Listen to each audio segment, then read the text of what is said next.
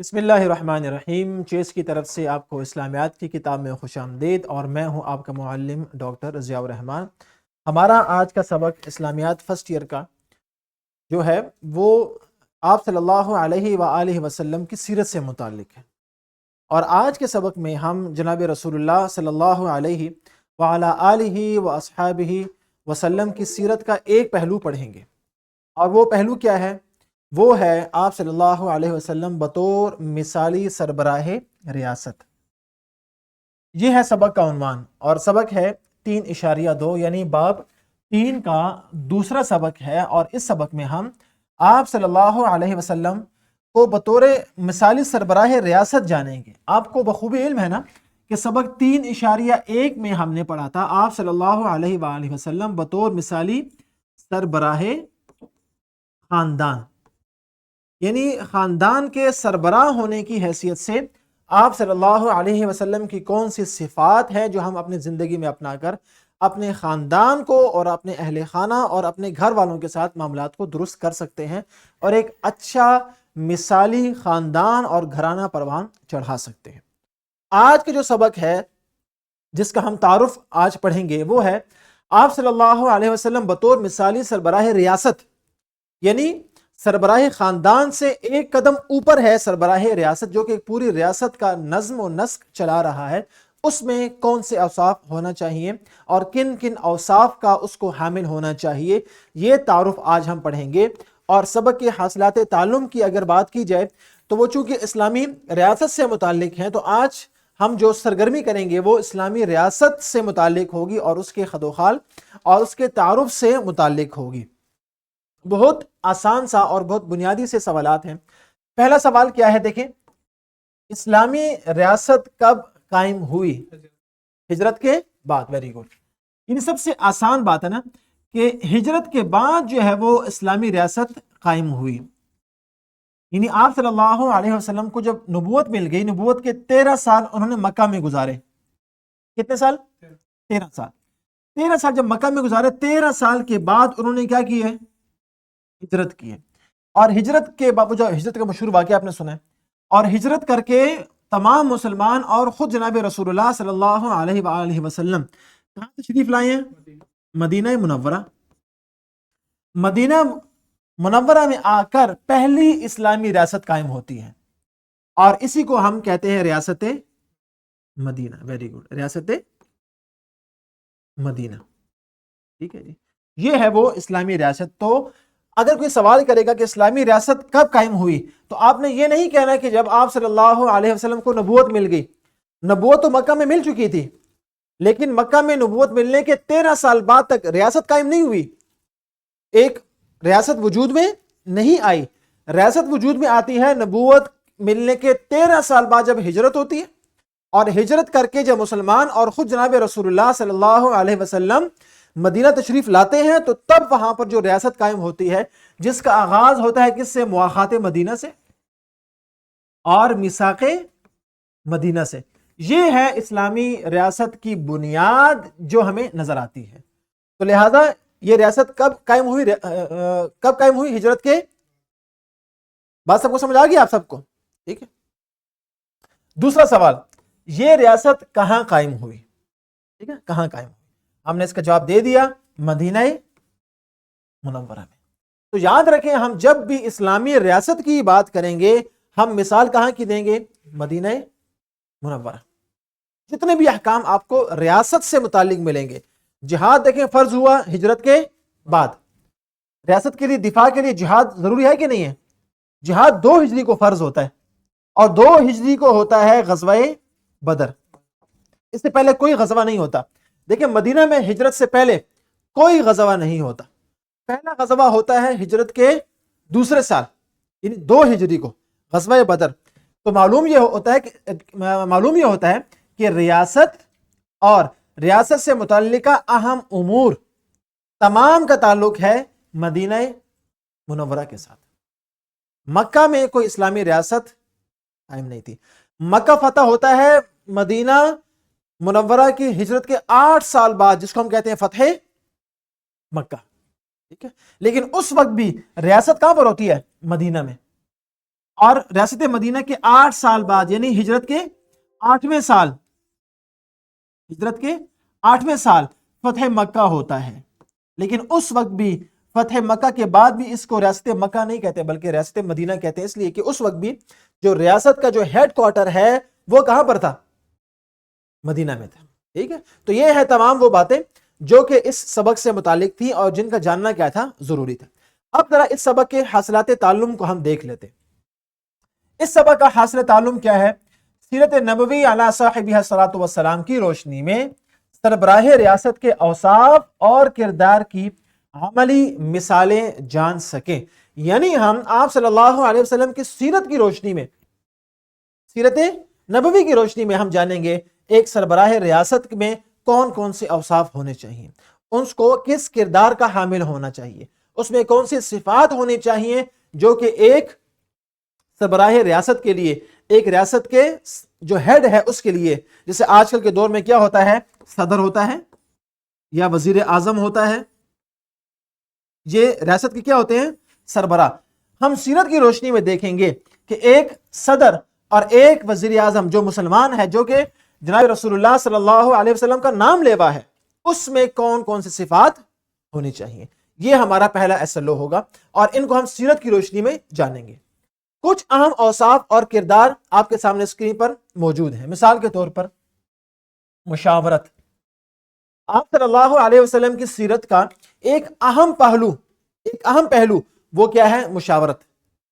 اور اس میں سورہ آل عمران کی آیت نمبر 159 بھی ہم پڑھیں گے کہ اللہ تعالیٰ نے آپ کو کس کس چیز کا حکم دیا ہے.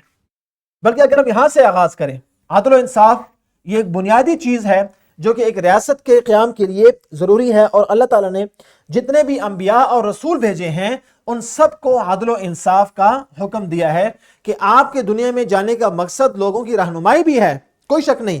آپ کو کتاب بھی اسی لیے دی گئی، آپ کو رسالت بھی اسی لیے دی گئی، لیکن آپ کا ایک بڑا مقصد اور عظیم و شان مقصد کیا ہے؟ عدل و انصاف. اور یاد رکھیں کہ کسی بھی ریاست کے قیام کے لیے اور اس کے استحکام کے لیے عدل و انصاف کا ہونا کیا ہے؟ ضروری. اور آپ صلی اللہ علیہ وسلم کی سیرت میں عدل و انصاف کیسے معلوم ہوتا ہے یہ ہم پڑھیں گے.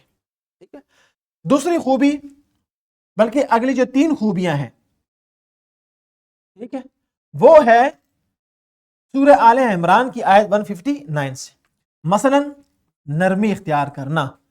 کسی بھی سربراہ ریاست کے لیے ضروری ہے کہ وہ اپنے رعایا کے ساتھ جب برتاؤ کرے تو کون سا کرے؟ نرمی کا برتاؤ. فوراً جو ہے وہ اشتعال انگیز ہو جانا یا مشتعل ہو جانا یا فوراً غضبناک ہو جانا، یہ اسلامی ریاست کے جو سربراہ ہے اس کو زیبا نہیں دیتا، اس کے لیے مناسب نہیں ہے. اور خود اللہ تعالیٰ نے آپ صلی اللہ علیہ وسلم کو اسی کا حکم دیا. اگلی خوبی ہے درگزر کرنا یعنی معاف کرنا. یہ غلطی آپ کی رعایا میں غلطی ہو جائے گی لیکن آپ نے کام لینا ہے کس سے؟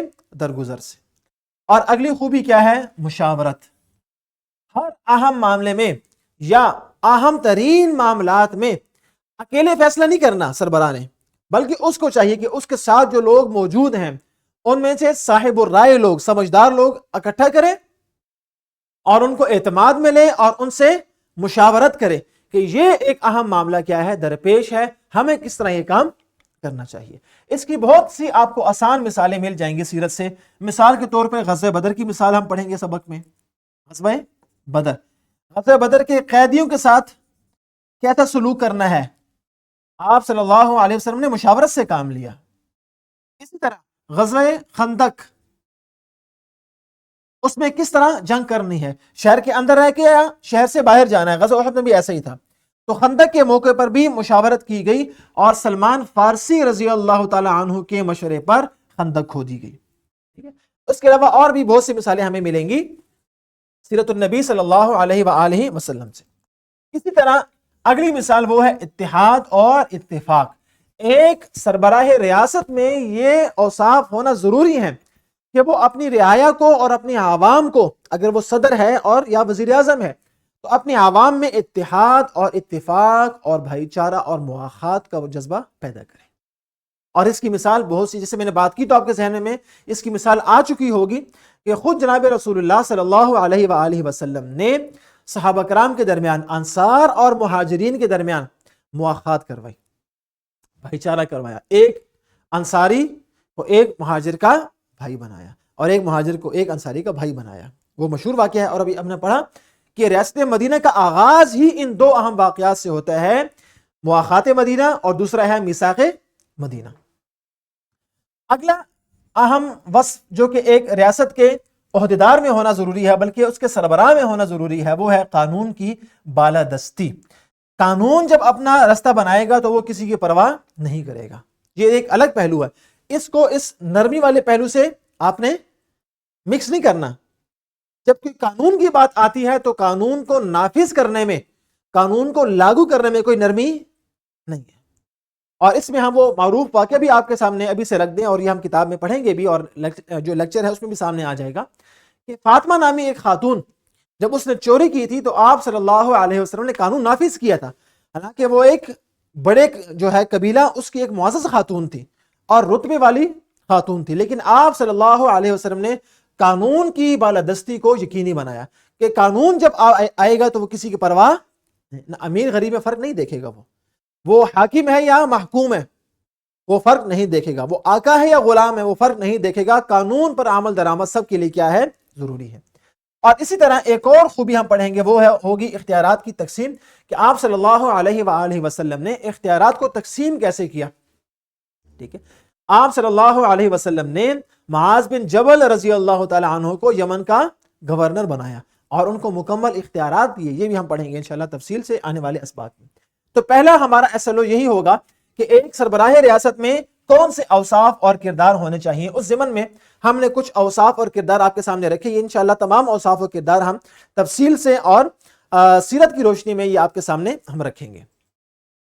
ہمارا دوسرا جو حاصل تعلم ہوگا وہ ہوگا نبی کریم خاتم النبیین صلی اللہ علیہ وسلم کی بطور سربراہ ریاست نبوی منہج کے بارے میں شعور حاصل کر سکیں کہ آپ صلی اللہ علیہ وسلم کی جو ریاست تھی، جس کو ہم ریاست مدینہ بھی کہتے ہیں اور ریاست نبوی بھی کہتے ہیں، دونوں ٹھیک ہے، اس کا منہج کیا تھا؟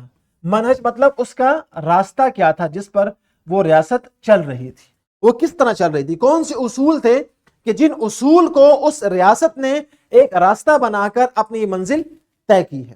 منہج مطلب چلنے کا راستہ. تو آپ صلی اللہ علیہ وسلم کا منہج کیا تھا، راستہ کیا تھا جس پر ریاست نبوی اور ریاست مدینہ جو ہے وہ چلی. اور میں سب سے اہم وہ ہے جہاد کے ذریعے امن و امان. تو یہاں پر یاد رکھے گا اسلام جو ہے وہ جہاد کس لیے کرتا ہے؟ امن کے لیے کرتا ہے. وہ کبھی بھی خون بہانے کے لیے، کبھی بھی قتل کرنے کے لیے، قتل و قتال کے لیے جہاد نہیں کرتا. وہ قتل کو روکنے کے لیے جہاد کرتا ہے، ظالم کو ظلم سے روکنے کے لیے، قاتل کو قتل سے روکنے کے لیے، اور جابر کو جبر سے روکنے کے لیے وہ جہاد کرتا ہے کہ بھی قتل و قتال نہیں ہوگا، خون نہیں بہے گا، ظالم کو اس کے ظلم سے روکا جائے گا، جابر کو اس کے جبر سے روکا جائے گا. اس لیے اسلام جہاد کرتا ہے، ورنہ اسلام کا قطعاً مقصد وہ خون بہانا نہیں ہے بلکہ خون بہانے کو روکنا ہے. اسی طرح استحکام اور ترقی ریاست مدینہ میں اور بین الاقوامی تعلقات اور عمل بالمعروف اور نہی عن المنکر، یہ ہے وہ صفات. مثال کے طور پہ آپ یہاں پر دیکھیے، جہاد کی مثال کو لے لیجئے. جہاد کے ذریعے امن و امان، یعنی غزوہ بدر سے غزوہ تبوک تک جتنے بھی غزوات ہیں وہاں پر آپ صلی اللہ علیہ وسلم نے جب جہاد کا حکم دیا تو وہاں پر کچھ اصول بتا دیے. نمبر 1، عورتوں، بوڑھوں اور بچوں کو قتل نہیں کیا جائے گا. جو اپنی عبادت گاہ میں موجود ہیں ان کو قتل نہیں کیا جائے گا. تو جہاد کا مقصد کیا ہوا؟ کسی کے کھیتوں کو تباہ نہیں کرنا، فصلوں کو تباہ نہیں کرنا، درختوں کو نہیں کاٹنا، کسی جاندار کو نقصان نہیں دینا، آگ میں نہیں پھینکنا. تو اب جہاد کا مقصد کیا ہو گیا؟ امن. خون ریزی اور خون بہانا اسلام کا مقصد نہیں ہے. اس لیے آپ جب آپ صلی اللہ علیہ وسلم کے دور میں جب آپ جہاد دیکھتے ہیں تو اس میں جو مقتولین ہیں، چاہے شہداء ہیں یا جو وہاں پر جو کفار جو ہے وہ قتل ہوئے، ان کی تعداد انتہائی کم تھی. اور آپ صلی اللہ علیہ وسلم نے جب جہاد کیا تب بھی سب سے پہلی شرط کیا رکھی؟ ان کو اسلام کی پیشکش کرے، اسلام کی ان کو دعوت دیں. ٹھیک ہے؟ اس طرح استحکام، ایک اسلامی ریاست کو مستحکم کس طرح کرنا ہے، مضبوط کس طرح کرنا ہے، اس کے لیے مواخات، تاکہ داخلی طور پر وہ ریاست مضبوط ہو جائے. اور میثاق مدینہ، آپ کے آس پاس جو طاقتیں موجود ہیں ان کے ساتھ آپ نے معاہدہ کرنا ہے اور امن سے رہنا ہے۔ اس کے علاوہ ترقی بھی ضروری ہے اسلامی ریاست کے لیے، تبھی اسلامی ریاست جو ہے وہ ایک فلاحی ریاست کہلاتی ہے۔ اس کے علاوہ بین الاقوامی تعلقات، آپ کو یہ معلوم ہونا چاہیے کہ کوئی بھی ملک اکیلا نہیں رہ سکتا کہ وہ اس سے بھی جنگ کرے، اس سے بھی، اس سے بھی، اس سے بھی، نہیں، ایسا اسلام نے نہیں سکھایا۔ اس نے آپ کو بین الاقوامی تعلقات کس طرح استوار کرنے ہیں، کس طرح آپ نے بنانے ہیں اپنے اصولوں پر، اسلام کے اصولوں پر، وہ آپ اس نے بتایا۔ اس کی بڑی مثال سربراہان مملکت کو خطوط جو کہ 6 ہجری میں لکھے گئے، اس کی ایک بڑی مثال ہے کہ جو جتنے بھی اس زمانے میں جو معروف کیا تھے، سربراہان تھے مختلف ملکوں کے، ان کو خطوط لکھے اور ان کو اسلام کی دعوت دی۔